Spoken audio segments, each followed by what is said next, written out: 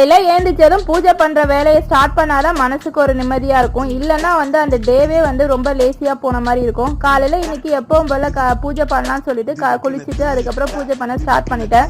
நிலவாசலில் first பூஜையெல்லாம் முடிச்சு அதுக்கப்புறம் சாமி ரூம்லேயும் விளக்கேற்றி முடிச்சாச்சு. இன்னைக்கு மீன் தொட்டியை க்ளீன் பண்ணிவிட்டு மீன் தொட்டியை அரேஞ்ச் பண்ணணும்னு சொல்லிட்டு அந்த வேலையை முடிச்சிட்டேன். அதுக்கப்புறம் கொஞ்சம் மளிகை பொருள் வாங்கணும்னு சொல்லிட்டு பாப்பா அவங்க அப்பா கூட போயிட்டு கடைக்கு போயிட்டு பொருள் வாங்கிட்டு வந்தாங்க. அதெல்லாம் என்னென்னு சொல்லி எடுத்து பார்த்துட்டு அரேஞ்ச் பண்ணி வச்சுட்டு இருந்தேன்.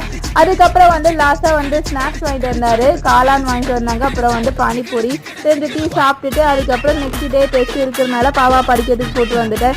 இன்னைக்கு டே எங்களுக்கு இப்படி தான் போச்சு. உங்களுக்கு எப்படி போச்சுன்னு சொல்லிட்டு கமெண்ட்டில் சொல்லுங்கள். இந்த வீடியோ பிடிச்சிருந்தா லைக் பண்ணுங்கள், ஷேர் பண்ணுங்கள், கமெண்ட் பண்ணுங்கள், மறக்காமல் சப்ஸ்கிரைப் பண்ணுங்கள். நெக்ஸ்ட் வீடியோவில் பார்க்கலாம். பை பை மை டியர் செல்லா குட்டீஸ்.